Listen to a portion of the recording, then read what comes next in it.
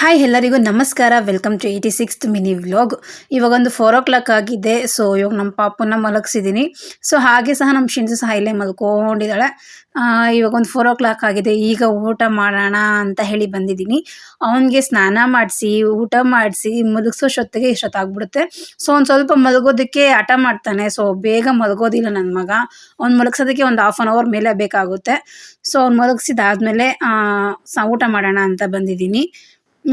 Morning ಇವತ್ತು ನಮ್ಮ husband ಹೇಳಿದ್ರು, ಏನು ಟಿಫನ್ ಬೇಡ, ಡೈರೆಕ್ಟಾಗಿ ಅನ್ನ ಸಾಂಬಾರು ಮಾಡಿಬಿಡು ಅಂತ ಹೇಳಿದರು. ಸೊ ಸರಿ ಅಂತ ಹೇಳಿ ಅವರೆಕಾಯಿ ಇತ್ತು, ಹುಳಿ ಸಾಂಬಾರನ್ನ ಮಾಡಿದ್ದೆ. ಅವರೆಕಾಯಿ ಹುಳಿ ಸಾಂಬಾರು ಮಾಡಿದ್ದೆ. ಊಟ ಮಾಡ್ತಿದ್ರು ಸಹ ನನ್ನ ಗಮನ ಎಲ್ಲ ನನ್ನ ಮಗನ ಮೇಲೇ ಇರುತ್ತೆ. ಬಿಕಾಸ್ ಇದ್ದು ಅಳಕ್ಕೆ ಸ್ಟಾರ್ಟ್ ಮಾಡಿಬಿಡ್ತಾನೆ ಅಂತ ಹೇಳ್ಬಿಟ್ಟು ಊಟ ಮಾಡ್ಕೊತ ಹಾಗೆ ನೋಡ್ತಾ ಇದ್ದೆ. ಇವತ್ತು ಅವನಿಗೆ ತಲೆಗೆ ಸ್ನಾನ ಮಾಡಿಸಿದ್ದೆ. ಸ್ವಲ್ಪ ಒಂದು ಅಟ್ಲೀಸ್ಟ್ ಒಂದು half an hour 1 hour deep sleep ಮಾಡೇ ಮಾಡ್ತಾನೆ ಅಂತ ಹೇಳಿಬಿಟ್ಟು ಆ ಒಂದು ಧೈರ್ಯದ ಮೇಲೆ ಹೋಗಿ ಬಟ್ಟೆ ತೊಗೊಂಬರೋಣ ಅಂತ ಮೇಲೆ ಬಂದಿದ್ದೀನಿ. ಇದೇ ಫಸ್ಟ್ ಟೈಮ್ ಇಲ್ಲ, ಬಂದ್ರೂ ಅರ್ಧಂಬರ್ಧ ಬಟ್ಟೆ ತೊಗೊಂಡು ಹೋಗ್ಬಿಟ್ಟಿದ್ದೀನಿ. ಇತ್ತೀಚೆಗಂತೂ ನಾನು ಬರೋದೇ ಇಲ್ಲ ಬಟ್ಟೆ ತೊಗೊಂಬರೋಕ್ಕೆ ಅವ್ನು ಮಲಗಿದ್ದಾಗ. ಇವತ್ತು ಸ್ವಲ್ಪ ಧೈರ್ಯ ಮಾಡಿ ಇಲ್ಲ ತೊಗೊಂಡು ಬಂದುಬಿಡೋಣ ಅಂತ ಹೇಳಿ ಹೋಗಿ ತೊಗೊಂಡು ಬಂದೆ.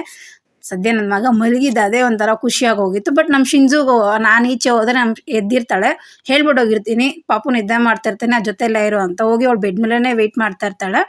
ಸೊ ಡೋರ್ ಸೌಂಡ್ ಆಗಿದ ತಕ್ಷಣ ಎದ್ದೀಚೆಗೆ ಬರ್ತಾಳೆ. ಸೊ ಅದು ಬಂದು ಬಟ್ಟೆ ಎಲ್ಲ ಎತ್ಕೊಂಡು ಬಂದಮೇಲೆ ಸ್ವಲ್ಪ ಹೊತ್ತು ನಮ್ಮ ಶಿಂಜುನ ಮಾತಾಡಿಸಿ ಇವಾಗ ನೈನ್ ಪಾಲಿಶ್ ಹಾಕ್ಕೊಳ್ಳೋಣ ಅಂತ ಬಂದಿದ್ದೀನಿ. ತುಂಬ ದಿನವೇ ಆಯಿತು ಅಂತಲೇ ಹೇಳ್ಬೋದು ನೈನ್ ಪಾಲಿಶ್ ಹಾಕಿ.